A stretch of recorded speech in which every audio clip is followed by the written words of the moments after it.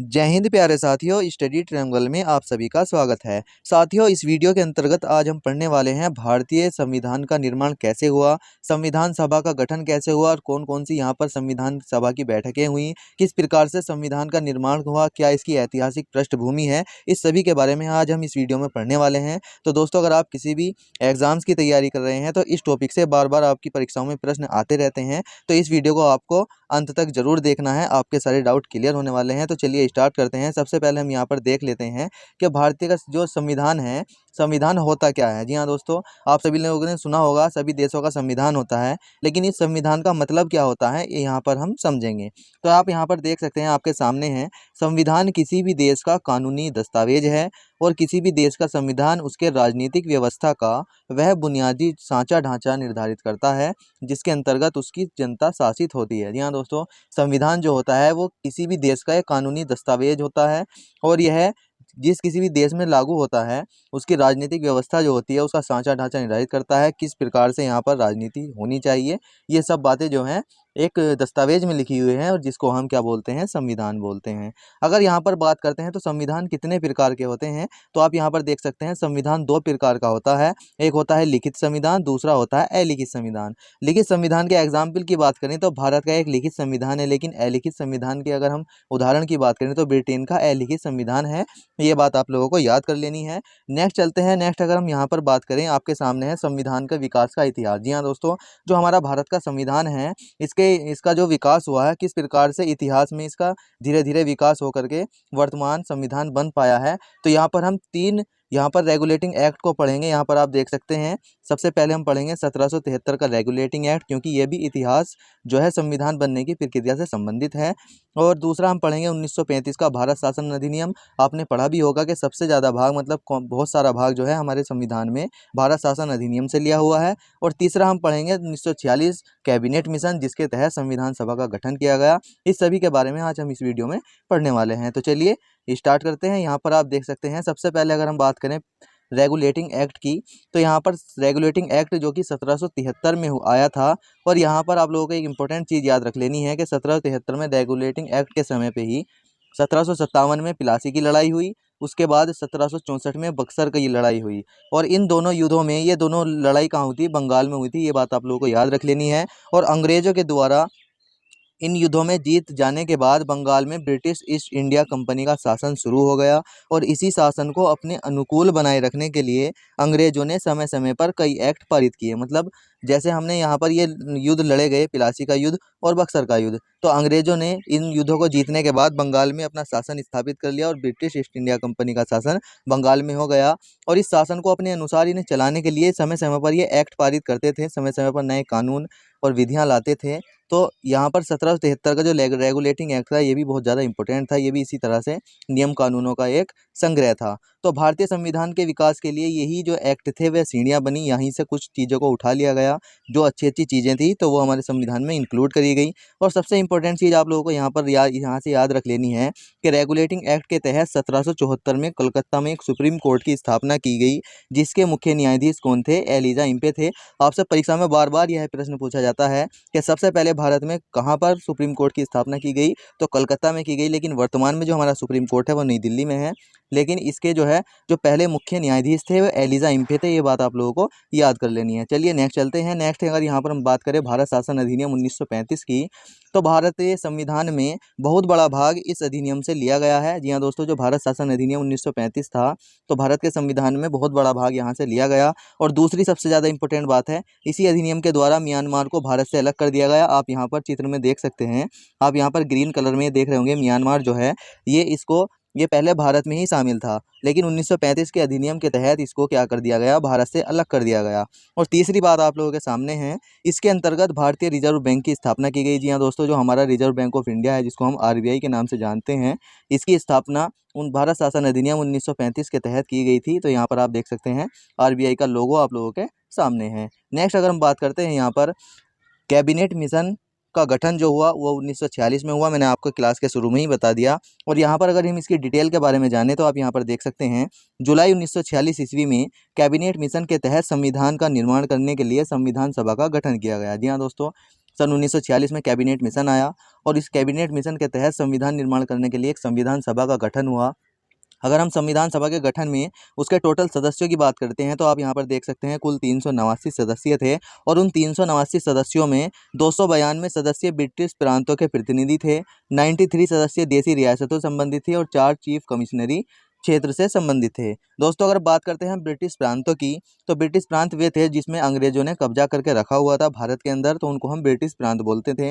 लेकिन कुछ देसी रियासतें थी जिस पे अंग्रेजों का कब्जा नहीं था, लेकिन ये भी संविधान सभा में शामिल हुई, जो जिनकी संख्या 93 थी और 4 चीफ कमिश्नरी क्षेत्र थे। नेक्स्ट अगर हम बात करते हैं, यहाँ पर है संविधान सभा और संविधान सभा में हम 3 इंपॉर्टेंट डेटों को आप लोगों को याद रख लेना है। 3 दिन यहाँ पर आप लोगों को याद रखने हैं। सबसे पहले आप यहाँ पर देख सकते हैं 9, 11 और 13 दिसंबर 1946 में। ये तीनों डेट बहुत ज़्यादा इंपॉर्टेंट है और बार बार पलट पलट कर आपकी परीक्षा में 100% आती है, हर किसी एग्जाम में जरूर आती है। तो यहाँ पर आप लोगों को ये याद रख लेना है कि 9 दिसंबर 1946, जी हाँ दोस्तों, सबसे पहले आपको डेट याद रख लेनी है 9 दिसंबर 1946 और यहाँ पर संविधान सभा की प्रथम बैठक की गई 9 दिसंबर 1946 को। और दूसरा पॉइंट आपको यहाँ पर याद रखना है कि मुस्लिम लीग ने इस बैठक का बहिष्कार किया था, क्योंकि मुस्लिम लीग जो है वो अलग राष्ट्र की मांग कर रहे थे, तो इसने यहाँ पर इस बैठक का बहिष्कार किया। और सभा के जो सबसे बुजुर्ग सदस्य थे, यहाँ पर किसी को अध्यक्ष नहीं बनाया गया। लेकिन अगर यहाँ पर बात करें जो सभा के सबसे बुजुर्ग सदस्य थे, जिनका नाम था डॉक्टर सच्चिदानंद सिन्हा, इनको अस्थायी अध्यक्ष के रूप में चुना गया। दूसरी बैठक हुई उसके 2 दिन बाद 11 दिसंबर 1946 को और यहाँ पर डॉक्टर राजेंद्र प्रसाद जी को अस्थायी अध्यक्ष जो है चुन लिया गया था।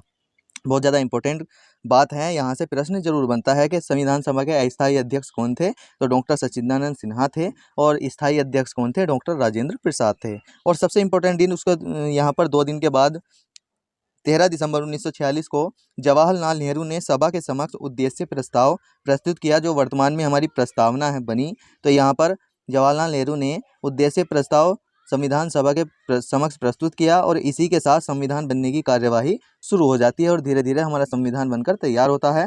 नेक्स्ट यहाँ पर अगर हम बात करें तो आप यहाँ पर देख सकते हैं कि 3 जून 1947 को एक घोषणा हुई, जिसको हम 3 जून की घोषणा के नाम से जानते हैं। 3 जून 1947 को यह घोषणा कर दी गई कि भारत का बंटवारा होगा और भारत 2 भागों में बट जाएगा। और यहाँ पर भारत 2 भागों में बट गया, एक का नाम हो गया भारत और दूसरा जो नया देश बना उसका नाम था पाकिस्तान। लेकिन यहाँ पर आप लोगों को एक इंपॉर्टेंट चीज़ याद रख लेनी है कि 15 अगस्त 1947 को भारत आज़ाद हुआ, जो कि 15 अगस्त को अपना स्वतंत्रता दिवस बनाता है, और पाकिस्तान 14 अगस्त 1947 से अपना स्वतंत्रता दिवस 14 अगस्त को बनाता है। ये बात आप लोगों को याद रख लेनी है। और दोस्तों मैंने आपको बताया था कि संविधान सभा जो थी उसके टोटल मैंने आप लोगों को सदस्य बताए थे, लेकिन जब बंटवारा हुआ तो संविधान सभा के कुछ सदस्यों की संख्या कम भी हुई होगी। तो यहाँ पर हम पढ़ेंगे कि देश के विभाजन के पश्चात संविधान सभा का जो दोबारा से पुनर्गठन किया गया वो 31 अक्टूबर 1947 को हुआ और यहाँ पर संविधान सभा के सदस्यों की कुल संख्या 299 बची और उन 299 में 229 सदस्य प्रांतीय सदस्य थे और यहाँ पर उनमें से जो 70 थी वो देसी रियासतें थी, बाकी जो है पाकिस्तान में इंक्लूड हो गए थे। नेक्स्ट यहाँ पर हम बात करें आगे, तो आगे आपके सामने है दुनिया भर के संविधान को, बहुत ज़्यादा इंपॉर्टेंट पॉइंट है, यहाँ से प्रश्न बन जाता है। संविधान दुनिया भर के संविधानों को बारीकी से रखने के बाद या परखने के बाद डॉक्टर भीमराव अंबेडकर जी ने भारतीय संविधान का मसौदा तैयार किया। और दोस्तों एक चीज़ आप लोगों को याद रख लेनी है कि जो मसौदा समिति थे या प्रारूप समिति जिसको हम बोलते हैं, उसके अध्यक्ष भी डॉक्टर भीमराव अंबेडकर जी थे।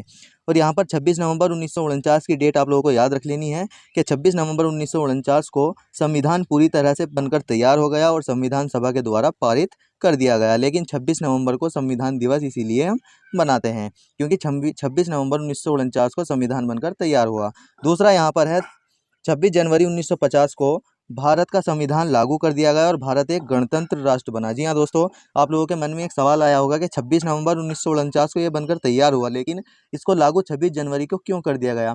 तो दोस्तों आप लोगों को इतिहास में एक डेट याद रखनी होगी कि सन 1930 में 26 जनवरी को भारत ने अपना स्वतंत्रता दिवस बनाना शुरू कर दिया था। जो कांग्रेस थी वो कांग्रेस 26 जनवरी को स्वतंत्रता दिवस या स्वराज दिवस के रूप में मनाती थी। तो उसी दिन को याद रख लेने के लिए, क्योंकि हमारा देश तो 15 अगस्त 1947 को आज़ाद हुआ, तो वो डेट अलग हो गई, लेकिन उसको याद रखने के लिए ही 26 जनवरी 1950 को संविधान को लागू किया गया और इस दिन को अब तक याद किया जाता है गणतंत्र के रूप में। तो भारत एक गणतंत्र राष्ट्र बन गया।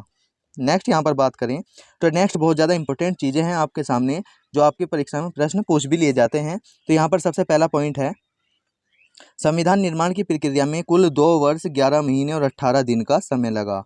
दूसरा पॉइंट है, संविधान के प्रारूप पर 114 दिन बहस हुई। जी हाँ दोस्तों, जो संविधान का प्रारूप या मूल ढांचा था, इस पर जो है 114 दिन तक बहस चली थी। और संविधान निर्माण में कुल मिलाकर 63,96,729 रुपये का खर्च हुए, या लगभग हम कह सकते हैं कि 64 लाख रुपए खर्च हुए थे। चौथा पॉइंट बहुत ज़्यादा इंपॉर्टेंट है, जब संविधान बना तो उसमें कुल 22 भाग थे, 395 अनुच्छेद थे तथा 8 अनुसूचियां थी। लेकिन वर्तमान में अगर बात करें तो वर्तमान समय में 22 भाग हैं, 395 अनुच्छेद हम कह सकते हैं, लेकिन इनमें संशोधन करके लगभग 400 से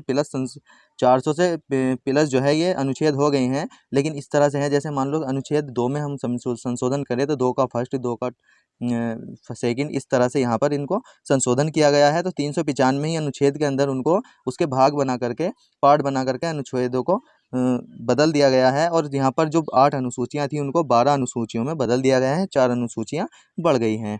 अगला पॉइंट बहुत ज़्यादा इंपॉर्टेंट है आपके सामने। आगे हम यहाँ पर बात करें तो यहाँ पर आप देख सकते हैं, संविधान सभा ने 22 जुलाई 1947, दोस्तों मैं जो आपको ये डेट बता रहा हूँ बहुत ज़्यादा इंपॉर्टेंट है, आपकी परीक्षा में बार बार प्रश्न पूछते हैं। मैंने आपको बार बार बताया है कि ये क्लास आपके लिए बहुत ज़्यादा ज़रूरी है, आप लोगों को इसको याद कर लेना है। और कहानी की तरह से मैंने आपको समझा भी दिया है कि संविधान सभा ने 22 जुलाई 1947 को राष्ट्रीय ध्वज को अपनाया। और दूसरी डेट आप लोगों को यहाँ पर याद रख लेनी है, 24 जनवरी 1950 की, इसको राष्ट्रीय गान को अपनाया गया था। और 26 जनवरी 1950 को राष्ट्रीय गीत को अपनाया गया था। यहाँ पर आप देख सकते हैं हमारा राष्ट्रीय ध्वज आप लोगों के सामने है। नेक्स्ट बात करें तो नेक्स्ट यहाँ पर है स्वतंत्र भारत का पहला मंत्रिमंडल। जी हाँ दोस्तों, जब हमारा देश आज़ाद हुआ तो पहले मंत्री भी बने होंगे। कौन सा मंत्री, किस नाम से, मतलब किस व्यक्तियों को कौन सा मंत्री बनाया गया, ये सब 1947 में कौन कौन थे, तो आप यहाँ पर देख सकते हैं कुछ नाम हैं। जैसे जवाहरलाल नेहरू, इनको प्रधानमंत्री का पद दिया गया। वल्लभ भाई पटेल ये गृह मंत्री बने। और अब्दुल कलाम आज़ाद की बात करें तो ये शिक्षा मंत्री थे। और जॉन मथाई जो है रेलवे मंत्री थे। बाबू जगजीवन राम श्रम मंत्री, और बलदेव सिंह रक्षा मंत्री, और राजकुमारी अमृत कौर स्वास्थ्य मंत्री, और आर के षणमुखम शेट्टी बहुत ज़्यादा इंपॉर्टेंट है, वित्त मंत्री थे। ये बात आप लोगों को याद रख लेनी है। नेक्स्ट अगर हम बात करें दोस्तों, ये कुछ इंपॉर्टेंट चीज़ें थी संविधान सभा के गठन से संबंधित और हमारे भारत का संविधान कैसे बना, इन सभी बातों को मैंने आप लोगों को समझा दिया है। आप यहाँ पर देख सकते हैं, यहाँ पर ये क्लास पूरी हो गई है। अगर आपको ये क्लास अच्छी लगी है तो हमें ज़्यादा से ज़्यादा सपोर्ट करें। और अगर आप चैनल पर पहली बार आए हैं तो चैनल को सब्सक्राइब जरूर कर दें, और वीडियो को लाइक कर दीजिए, और अपने छोटे भाई बहन दोस्तों में इसको शेयर जरूर करना है, जिससे उनकी भी हेल्प हो पाए। जय हिंद दोस्तों, धन्यवाद। मिलते हैं किसी न किसी अगली ऐसे ही वीडियो में।